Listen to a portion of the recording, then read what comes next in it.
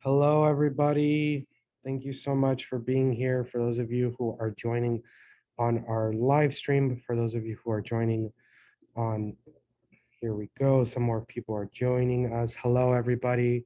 Welcome. Good morning. Eddie Chavez Calderon here with Uri Litzedek. Super happy to have Dr. Mira with us today, joining us.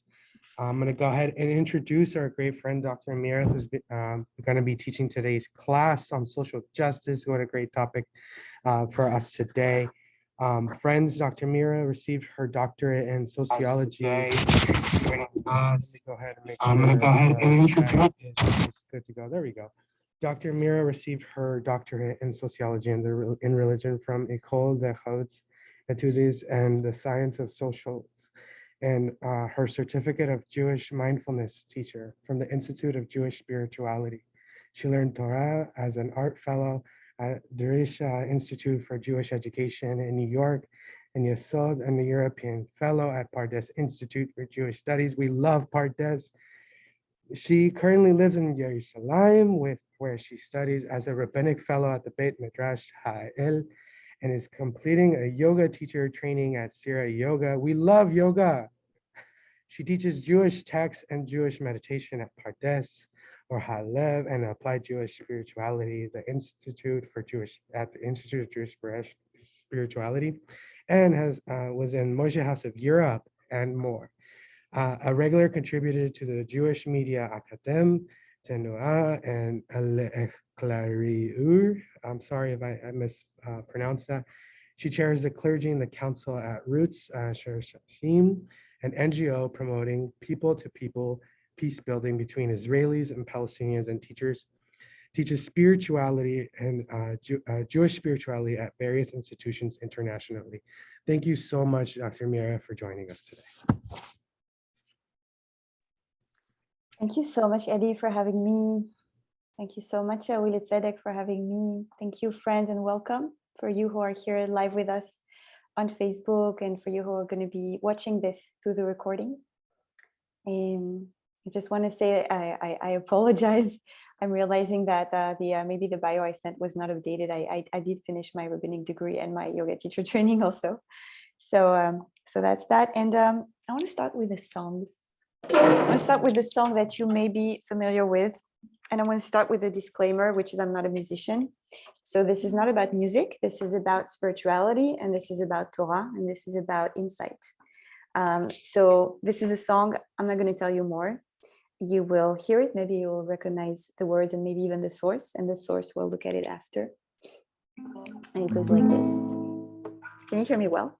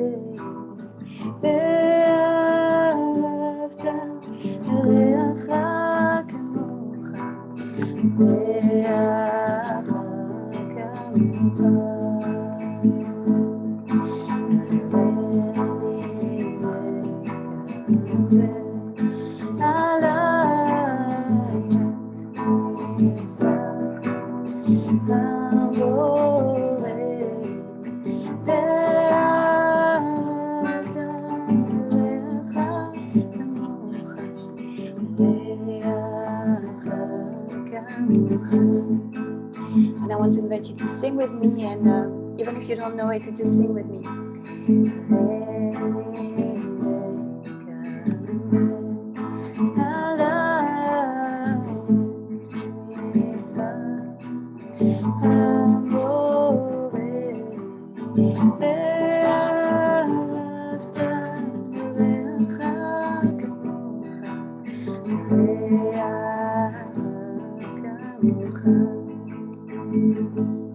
And in English, here I am, taking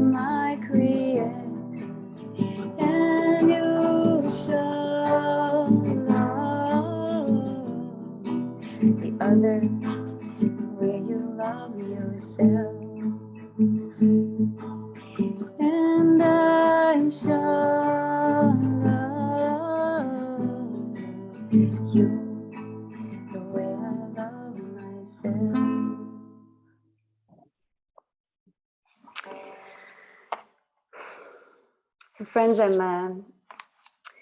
teach Torah from the place of a meditation teacher. So I want to invite you to do the way I love to start a session, a Torah learning session every time, is to start by pausing and by taking a breath. Just that, we're all coming from a very busy day. For me, here in Israel, it's night. Maybe for you from a busy morning, maybe you've rushed to be here. So this is an invitation for you to really kind of like come back to your center, come back to your heart, come back to your breath. So let's do that. Let's take a deep breath in together. French. Deep So breath in. French standing. And I want to invite you to mute yourself if you're not muted already. Yeah. Let's take a deep breath in. Beautiful breath out, which you can make loud if you want. You can make a sigh.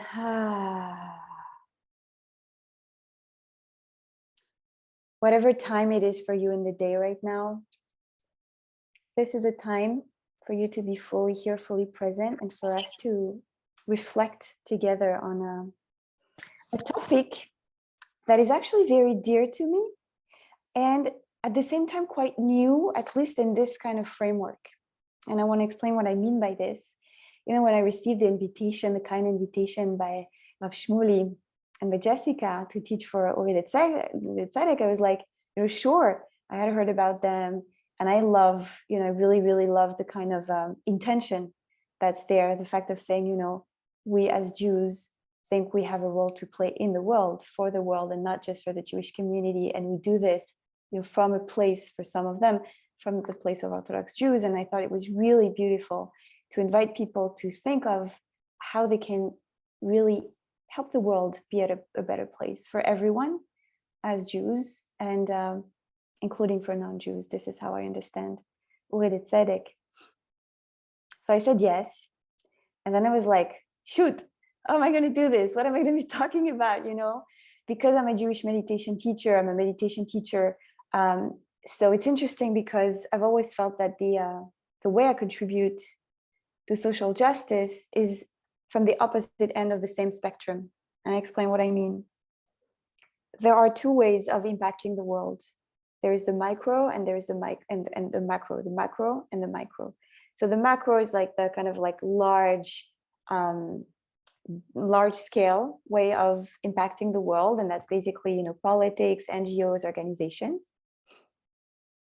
And then there's the micro level, the level of the individual.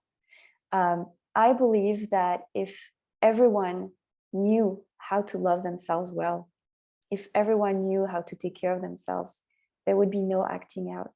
There would be no, searching for power, no searching for destroying those who are different, right? There would be no abuse to animals, to nature, to other peoples. There would be no power games, basically, right? If people were feeling good with themselves. And that's why I started with this pasuk, Ve'ahavta l'racha kamocha, which beyond the idea of saying, you shall love the other as yourself, as a kind of prescriptive statement, can be read as a descriptive statement, which is, to the extent that you love yourself, you will be able to love others. Just that, just know that. And so this is where I kind of focus my work. And it may sound, Rambo and hippie and everything you want, but I think now, thanks to mindfulness, the mindfulness people and self-compassion and Kristin Neff and other people like this, I think the idea of self-love seems less hippie and more like people start to take it more seriously, because we actually see the impact of lack of self-love, the impact that has in the world. And so this is where I focus my work, on turning within to better turning outward towards people. Really, really with this belief that meditation helps us be better people, and then helps us impact not just our families or our close ones, but at work, our employees, people we work with, and then our compassion with people in the street. The way we do tzedakah in the world, and we'll talk about tzedakah in a minute. That's where I concentrate my work most of the time. And so this idea of social justice, which is on the other end, in a way, seems to be on the other end of the spectrum, meaning coming from this place of, I actually want to share my screen with you. I want to show you a photo for a moment. Thinking about social justice, and I want to share with you guys kind of like the image I used to have of social justice. Give me 1 second, I'm looking for it. Okay, I'm not finding it right now. But basically, the image I had of social justice was, this image of Avraham Eshel with Martin Luther King at the march. Okay, this is the image I had of social justice. And I was like, whoa, this is too much. This is too big. And I can't do this. And I'm going to focus on just working with individuals. And actually, I realized not only is it not true in the sense that there are so many more options, but actually there is a real connection that I want to explore tonight with you guys. Meaning you don't have to be Martin Luther King or to be, like Rav Shmuley doing amazing things at a large scale and have an amazing impact, to actually be part of that, to actually be doing social justice. And I think that's why I kind of like entitled this talk today, this conversation, Everyday Life, Social Justice, because there is something that is an invitation to bring this into our everyday lives at our own, scale and pace, and according to our own possibilities. So I'm going to be sharing a source sheet, and we're going to be exploring very tachles, very bottom line sources from the Torah that talk about this dimension of what it is like, where it comes from, to embody social justice in everyday life and to play that role. So I'm going to start sharing my screen now. Can everybody see my screen? You can do this if you can see my screen. Yeah? Okay. So starting with maybe what has been called the most famous pasuk in Torah, which Rabbi Akiva calls the Klal Gadol, the greatest principle in Torah, which Hillel calls basically Torah on one foot. All right, starting with really the heart of our tradition, which is the commandment to love ourselves, to love others as ourselves. So, and it starts with, do not take vengeance, do not bear a grudge against a member of your people. That's important. I'm going to highlight that because I'm going to talk about that. Et bnei amecha, ve'ahavta l'reacha kamocha. So there is one way that we could read this. We could say, okay, we have a commandment to love the other. We don't know who is the other, but maybe I have an indication in the text because it says, et bnei amecha, literally the sons of your people, so your own people. Maybe I could infer from that actually the invitation to love the other, who is my fellow? My fellow is a fellow Bnei Israel. Ben Israel is a Jew. Could think that. And then if we look just a little bit further in Vaikra, in the book of Leviticus, then it brings us someone else who's not Ben-Ami, who's not a Ben-Ami, who's not a son of my people. Right? When a stranger resides with you. Yagur itcha ger. Right? The kind of a repetition of that term, the ger, which is, today we call this the convert, but literally initially it's the one who resides with you. And you shall not wrong him. The stranger who resides with you shall be to you as one of your citizens. Yelachem hager itchem, with you. And then you should love him as yourself. Ve'ahavta lo kamocha. This is what you should do. Not only, not wrong him, but also love him. And why? There's even the why. Kigerim haitem, because you yourself, you are strangers. You are strangers residing in a strange land. Beretz Mitzrayim. So something I maybe should have announced at the very beginning of this session. This is not about chidush. This is about coming back to the essence of our tradition, coming back to the bottom line of, where it comes from. Really this responsibility that we have towards others and towards non-Jews. And this is where it goes back to the kind of work that I'm trying to do in the world as a meditation teacher, right? This idea that when we meditate, we connect to ourselves. When we connect to ourselves, we get to raise awareness. When we're more self-aware, we are less likely to act out. It's as simple as that, right?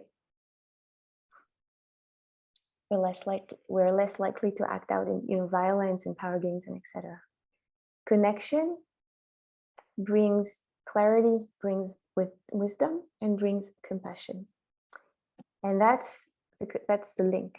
Connection brings compassion. And when I have more compassion to myself, because we work in a way, today in science, they talk a lot about this, about like the notion of mirror neurons and empathy.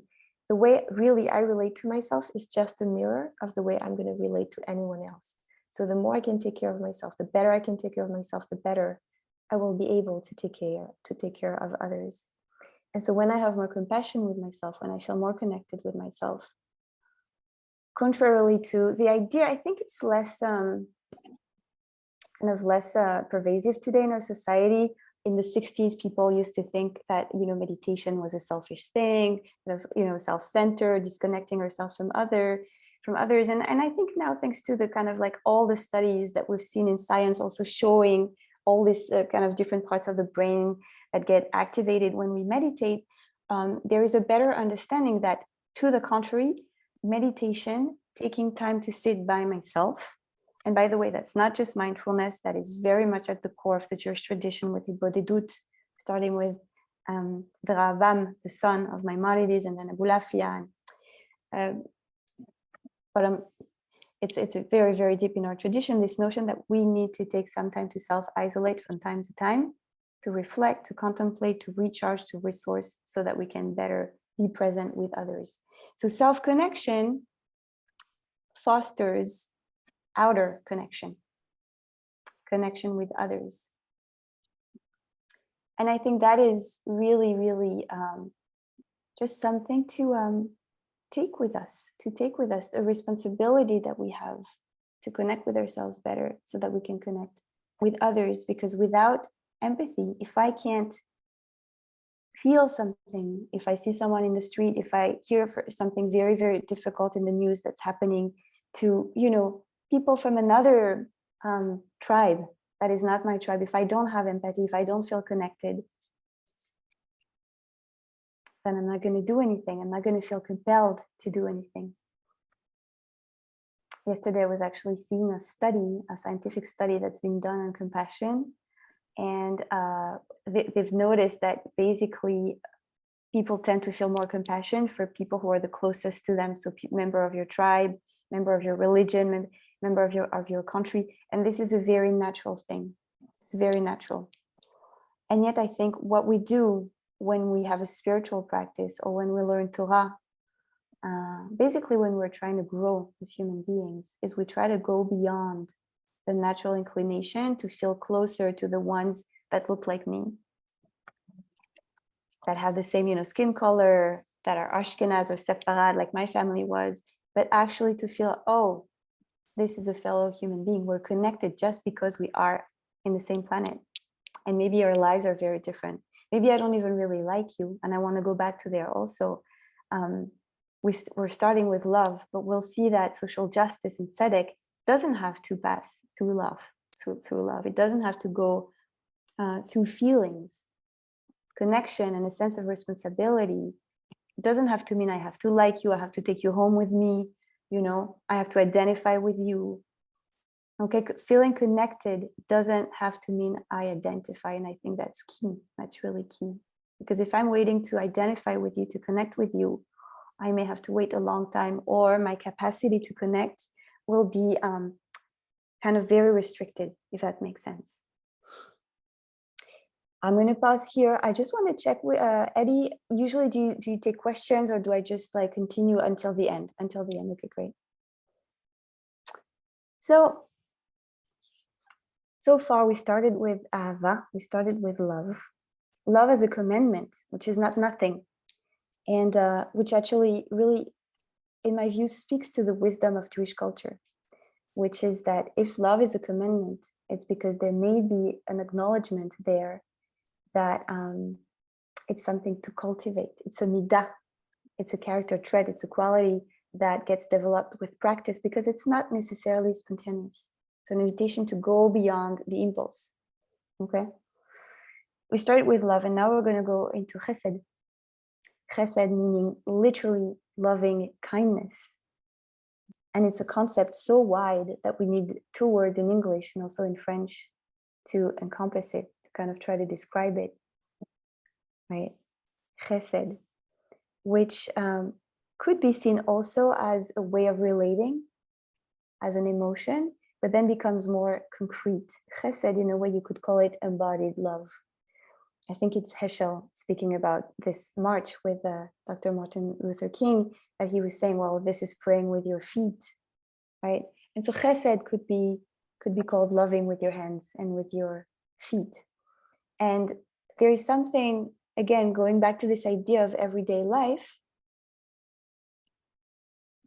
there is something very familiar, very ordinary about our invitation to embody chesed, and to kind of like display a behavior of chesed in everyday life. Because at the very beginning of the morning prayers, we have kind of an excerpt from the Talmud that talks to us about a few things that are particularly important.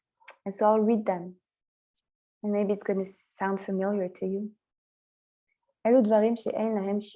These are the things that have no measure. You can't measure.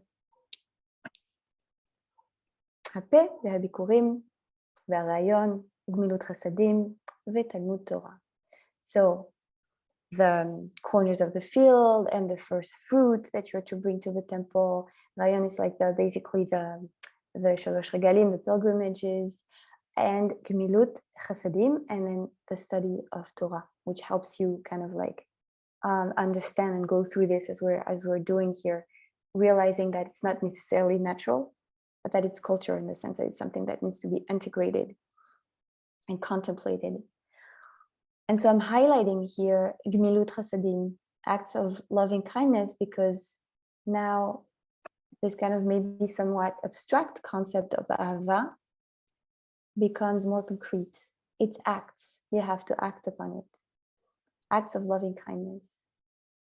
And I think I always loved the fact that there was no specific description of what that means. And I want to pause here a moment and invite you to think of, what that could mean for you. An act of loving kindness. Maybe you did one today, maybe a big one, maybe a very tiny one. Just a moment posing, What are the acts of loving kindness that I do, or that I did, or that I could do?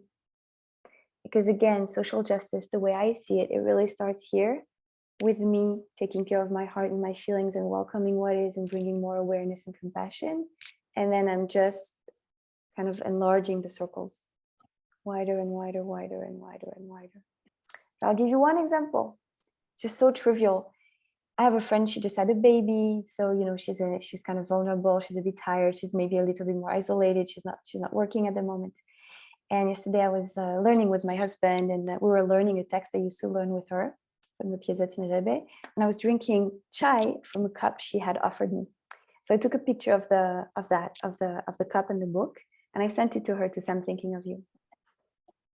And, I didn't have time to do this. I was busy. I'm working a lot this week. And just thinking of her, thinking, she's going to just like having a message, just saying, I'm thinking of you, with a picture, and then sending the picture. It sounds like nothing, but it's energy and it's time, it's investment.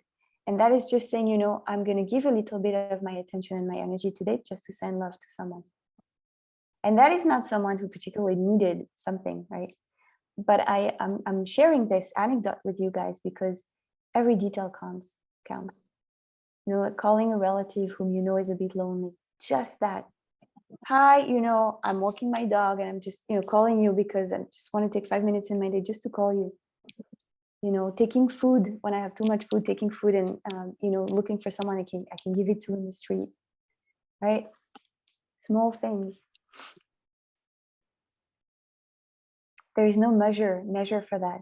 Nothing too small, nothing too big. money, a smile, an attention, a nice word, making a cup of coffee and saying a compliment to your partner, you know. And then it's interesting because there's kind of like in the second part of the continuation of the text, there's kind of like a kind of like almost form of repetition, right? We were talking about things that have no measure, and then we're taking it to another dimension. That the following are the things for which, you know, man enjoys the fruit in this world. And his the kind of like foundation will exist, continue in the world to come. And this is kibud av va'em, honoring your parents. And again, milut chasadim. All right, so the categories are different. Avat shalom ben adam lechavero, making peace between a person and his friend, which I love also. That is being quoted in our morning prayers as one of our responsibilities, you know, facilitating peace between people. And here again, it's ben adam lechavero, human being to human being. And again, Talmud Torah. So basically, we have two things that are coming back here, and it's Talmud Torah and Gemilut Chasadim. Now, again, thinking again of the categories of people to whom we want to extend this kind of chesed, this loving kindness. Recently, not so long ago, it feels like ages ago, but actually wasn't so long ago, you know, we were celebrating Sukkot, right? And so the Kiddush of Sukkot, at some point, we say something from the book of Dvarim, Deuteronomy. So you will do for yourself, Chag Sukkah, Chag HaSukkah, Chag HaSukkot, Sicha. And you should rejoice. ושמחת בחגיך, אתה ובנך ובתך ועבדך ואמתך, והלוי והגר.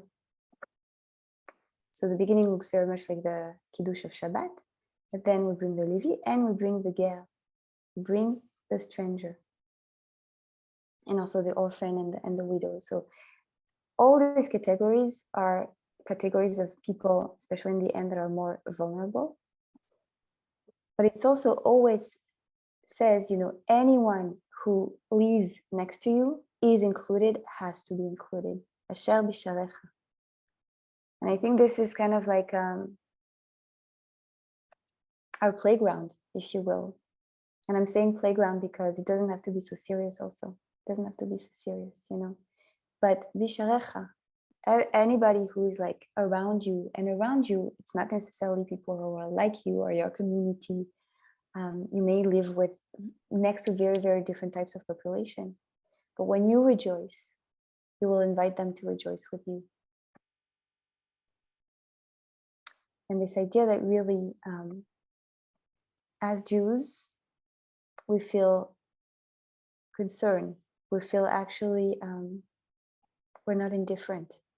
We feel that we are part of a bigger kind of field of humanity. And I think that's the beautiful line that we've been walking, which is feeling connected without losing our identity. I don't need to forget that I'm Jewish in order to be with others and to extend my hand, to, you know, work with them. And I don't have to deny my Jewishness. I don't have to, you know, and including, I know that, for instance, in Israel, as you may know, something about social justice tends to have become quite polarized. And that a lot of my friends who are really working towards peace between Israelis and Palestinians, between Jews and Arabs and Christian, are maybe generally less religious than I am, less halachically observant. And I go there with who I am, not in spite of who I am. I hate frames. I'm just going to say I don't like frames. But before, like in reality, you know, I keep Shabbat, I eat kosher, and, you know, this is the framework of my life, Orthodox, if you will, with the rebellion that is mine. But it's not just that I don't come in spite of that, I come because of that.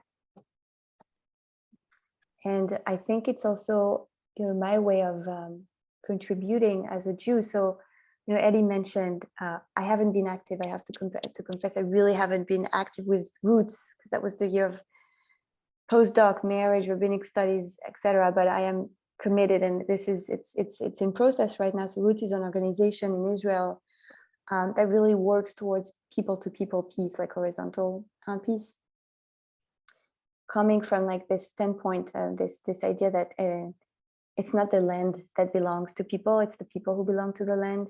And so as people who collectively belong to the land, we haven't chosen to live next to each other, but we are. So we might as well respect each other and live peacefully. So it's like really very pragmatic, beyond ideologies in a way, beyond, who it belongs to, because it's we belong. And so let's just respect each other's feeling of belonging and work together. Thank you. I'm just looking at the chat.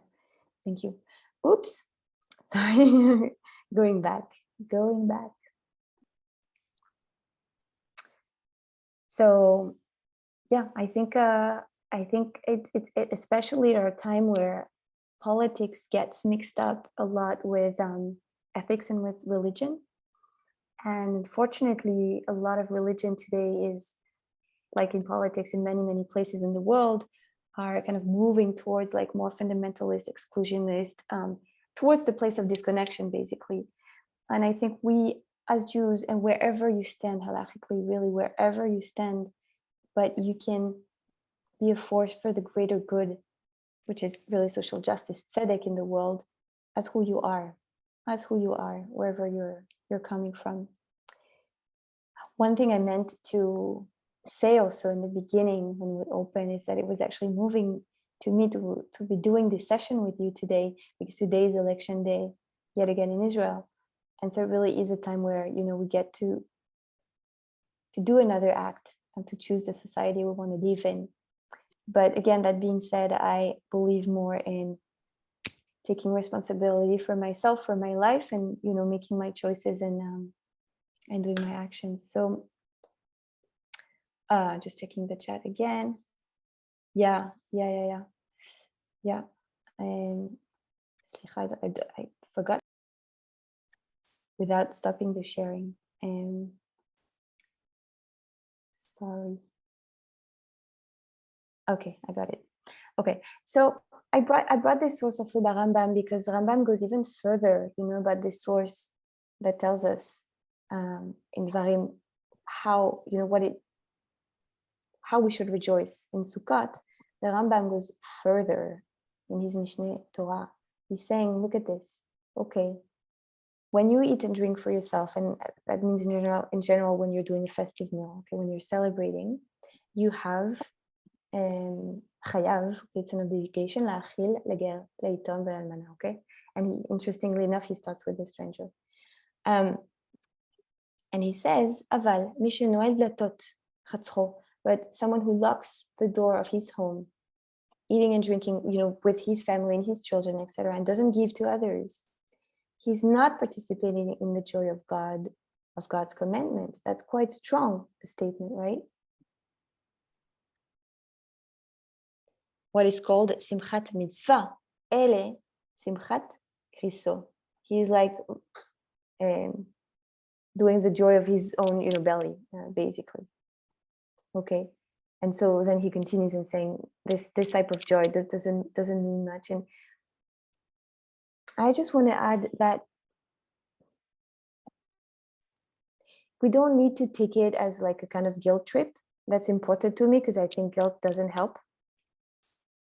But the beauty of it, and I'm sure you've all experienced it in your life, is that giving makes us happy. That's the best part of it, is that giving makes us happy. And again, there've been a lot of scientific studies that have been done about this, about happiness. And one of the key ingredients of happiness is giving. I remember, and not just because, you feel good about yourself or because it's empowering, it's because genuinely there is something that happens in your heart when you take something from yourself and give it to someone else, that just makes you just grow and glow and open your heart. And I think this is something, you know, we feel if we give food to a child or to a pet or to an animal or to a friend. This is why people love hosting friends, right? There is so much joy. It's this image of, you know, the fire, that when fire is being transmitted, fire is like kind of like the only almost natural resources that doesn't get diminished when it's being shared. It only grows. And this really is what happens with giving. And I remember when I was much younger and I was studying a little bit of philosophy in high school, but I always remembered this, that there was this whole discussion on charity at the time, charity in the language of the philosophers of the Enlightenment, because they were really trying to find like this kind of like, you know, the egoless giving. Okay. And so all the philosophers were debating, can you really give in a way that's egoless, because you know that you're going to get married and, you know, you hope you're going to get literally like concrete merits, right? Sometimes. And I think it's Kant who was saying that, you know, without interest, there is no interest. And I'm saying this because this is an invitation to explore this even more. The joy of giving. And there is nothing to be guilty about it in a way. The joy of giving. And I think you all know this. You know, you all know, thank God you all know this. You've all experienced. Nothing is more empowering than giving. And when you feel, when you're at times where you feel tight economically, or that you feel tight in your heart because you're sad, give. Like sometimes paradoxically, the times where we feel the less capable of giving, either for reasons or psychological or sentimental or emotional or material, this is when giving is even more helpful to us, you know. And I want to jump right back there. We'll come back here, but to the last source I wanted to share with you, which is from another Mishnah from the Pirkei Avot. Again, this very, very, very famous statement by Hillel. Im eina nili, mili. If there's nothing for me, who will be for me? Uchshelatzmi, ma'ani. And if I'm just for me, what am I? Right? Noting this kind of notion that like, what am I? Am I even human? And if not now, then when? This notion that, again, coming back to the connection between the micro meditation and the macro social justice, or actually the acting in the world, how intimately connected they are, which is I need to take care for myself. That's my responsibility, actually. I have to start there, but then I can't stay there. So I have to not be just for myself, I have to give. And you see that the verse that is right before, that comes right before, which is not always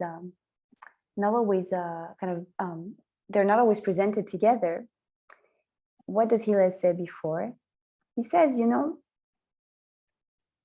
be of the disciples of Aaron, Talmidei shel Aaron, Ohev Shalom, V'rodef Shalom, love peace and pursue peace. Ohev Tabriot, love the creators. And again, coming back to this notion of love and loving everyone, and then drawing them back to Torah. Maybe because Torah, as we're doing now, helps us understand, elaborate, contemplate, give us inspiration. Oh, am I sharing the wrong page? Are you guys not on my source sheet? Because I just received something in the chat. Can you guys see my source sheet? Can you do this if you see it? Yeah, okay, good. Okay. Sorry, I got a message.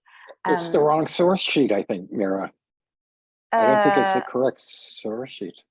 Okay, do you see Bereshit in front of you? Bereshit 6:9? It says it's about Kiddush. No, that's not the right one. Okay, thank you. Thank you.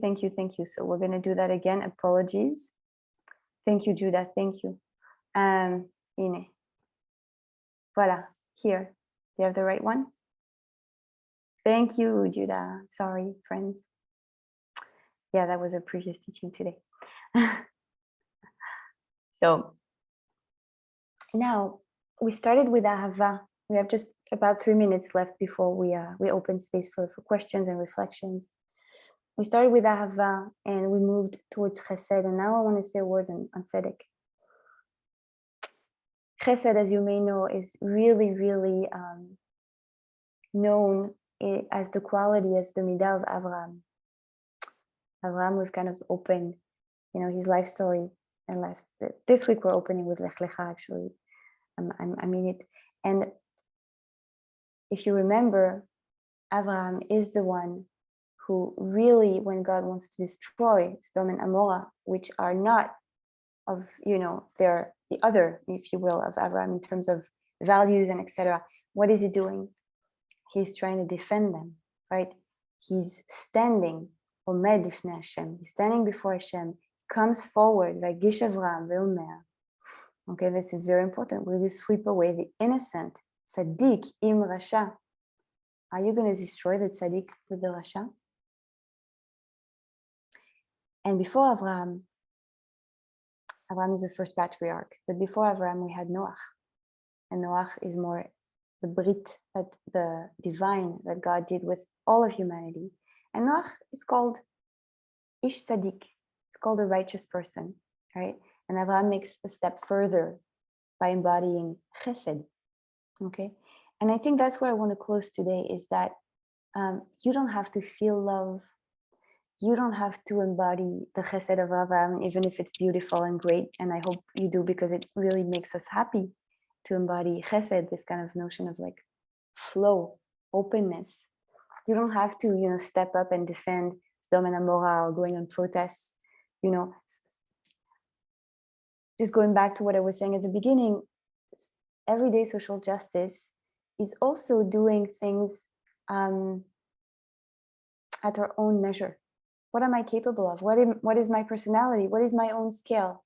Maybe I'm not someone who's going to, go in front of marches and etc. Thank God there are people who do it. Maybe I'm that one, but maybe I'm not. So finding yourself and finding what you feel moved by, finding what you feel like doing, finding what makes you happy. Does it make you happy to go in a hospital and see kids who are sick? Does it make you happy to go and give soup to people who are, you don't have to be a chassid, but being a tzaddik, tzedek, is kind of like our own mutual bottom line, minimal responsibility as human beings. And this is why it starts with Noach, as humanity. And this is why we don't stop at Noach. This is why we become the descendants of Abraham, because there is something more that is possible. But the notion of tzedakah, right? The notion of tzedakah isn't charity. Charity, in kind of like Western terms, is chesed in a way. But tzedakah is just doing justice. The world is unfair. We can see inequality right all over. And so when I'm giving money, no matter how much I have, if I'm giving part of what I have, my money, my time, my energy, my care, I'm not even being a chassid. I'm just kind of like helping reestablish some balance in the world. I'm just doing what's right. I'm just doing, my part as a human being. So friends, I'm gonna stop here.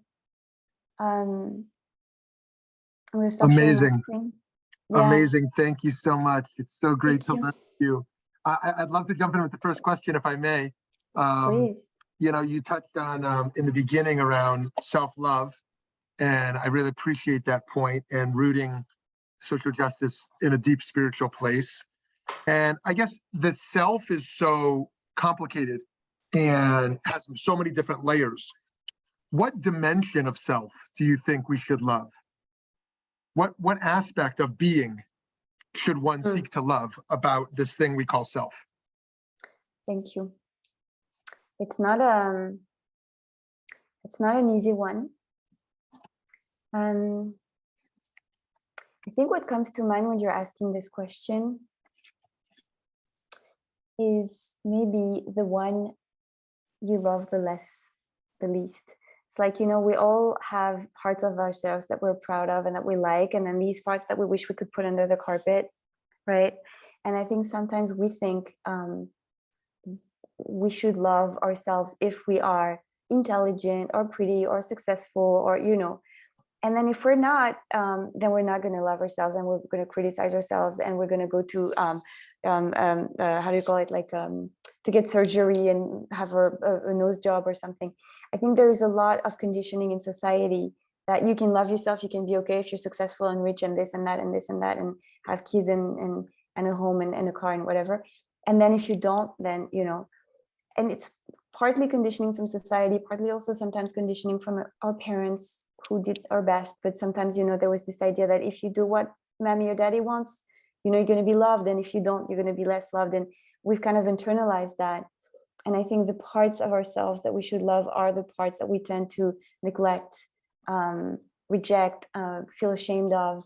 And I think if we can bring tikkun to our own world, connect with ourselves for real, be one with ourselves again, then we can come to the world with this kind of healthy ego, because that's basically what it is, the healthy ego. You know, I think it's Reb Simcha Bunim of Psicha, which I can never pronounce the name of the city, who is saying that he was always walking with 2 slips of paper in his pocket.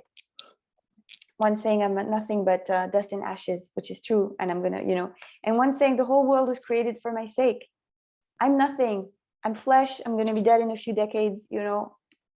And then the other one, but I am just like, I have a spark of God in me. I'm, you know, God is breathing through me.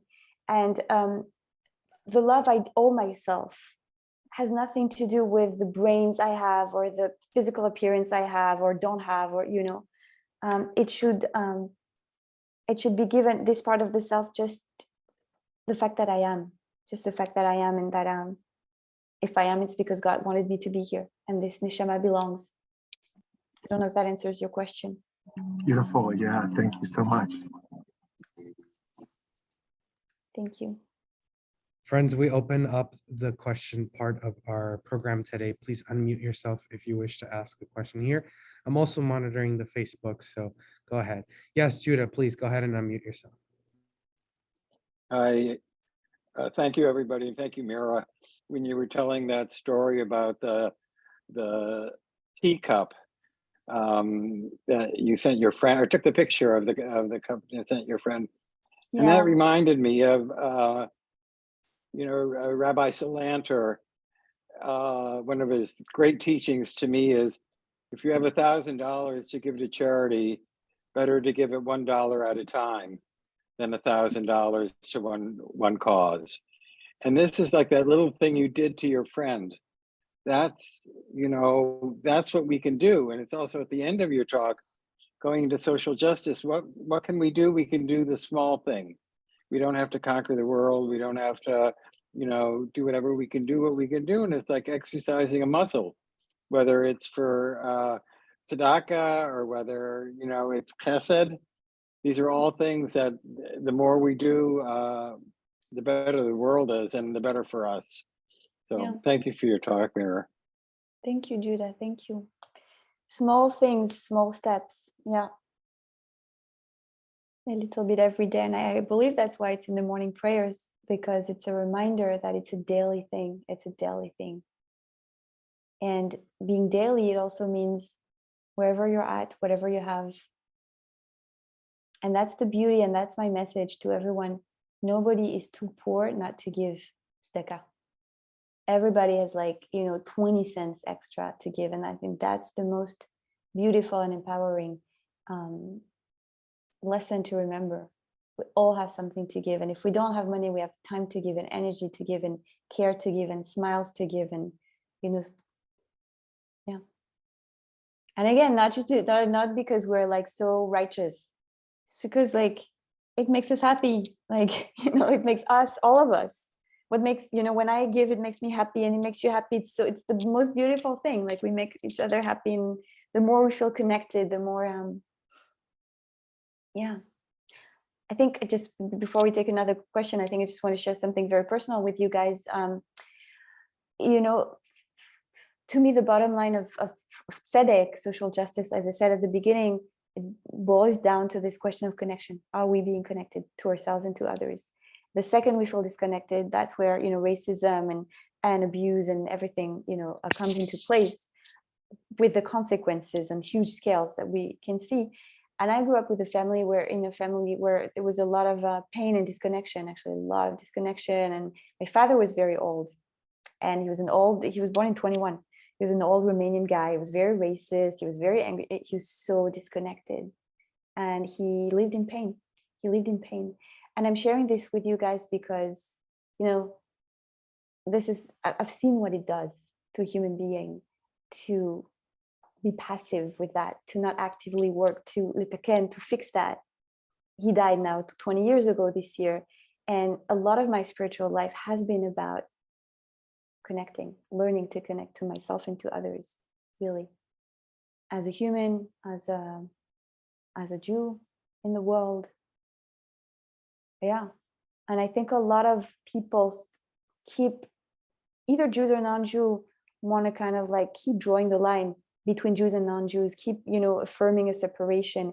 And I think one of the biggest mistakes is to say either you're going to have to dilute among the others and disappear as a Jew so that, you know, you can be with them, or you're going to have to stay, you know, fenced and stuff. And hey, no, you know, and that's the beauty. We all have to contribute as we are. And actually we can contribute better if we're coming from our own seat, like claiming our own tradition. And I wish the same for, you know, my friends who are Japanese and Hindu and, you know, wherever you're coming from, like, give me the beauty of your culture, like, talk to me from there. Yeah. Thank you so much for that. I have a question too. How do we balance with us really diving into social justice? Sometimes it could feel overwhelming when we're really deep into advocating for social justice, when so many things are happening. How do you balance not getting burnt out and not getting extremely overwhelmed? Yeah. You mean by everything there is and all the opportunities and all the pressure? I'll be very honest with you. I mean, I'll say personally, one of the reasons I left Paris, and also I lived a few years in New York and I left also for many reasons, but I think one of them is poverty everywhere. That made me on a daily basis in the street, like I kind of had to kind of like close my heart to protect myself. And it was too hard for me. It was too hard for me. And I think we all have to know what our limits are and to protect ourselves. And protecting ourselves doesn't mean closing off from the world. But maybe choosing an environment and a level of stimulation that is bearable so that we don't feel overwhelmed, because falling into overwhelm doesn't help anyone. And I think I help the world better from where I am here. Maybe for someone else, being in Israel would have been too much and overwhelming and overstimulating and desperating with the situation, you know, between Israelis and Palestinians. For me, it's not. So I think that's it. It's like, again, no, it always goes back to the same thing: knowing ourselves, taking care of ourselves in a way that enables us to keep showing up and not to go into like burnout or shutting down.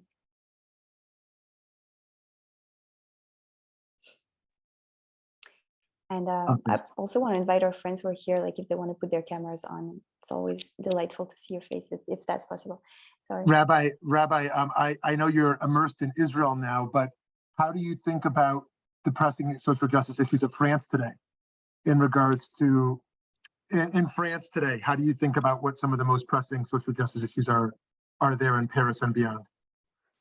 I think it's really some of them are very similar to what's going on in the States and in Israel. It's really the kind of ways of inequalities, you know, poverty, racism, homophobia, the way we treat animals. I think it's a huge thing. And I think in France, there are a lot of discussions right now, like, because I think the European Union was trying to like, did I think that, yeah, they did, like, there was a law that was trying to like forbid these huge boats who are like destroying the oceans, to forbid them and I think there's a fight at the moment. So I think it's really I actually think our issues are very connected. They're very connected, because that's globalization also. They're very connected. And I think you don't even have to live in the country you're coming from to be able to do something and to feel concerned and to do something about it. Yeah. Beautiful, beautiful. This has been such a rich session. Thank you so much for sharing your neshama with us and your music and your Torah. And we look forward to continuing to learn with you. And without saying anything partisan, just hope things go well in Israel today with elections and for justice and for order and for the well-being of all people and beings. Amen. Thank amen. you, Rabbi Mira, and thank you all for joining us. And we look forward to continue learning with you. We've got a number of sessions coming up in the next few weeks. We hope you'll keep joining us. Have a great Thanks so day. much Have for a great having night. me.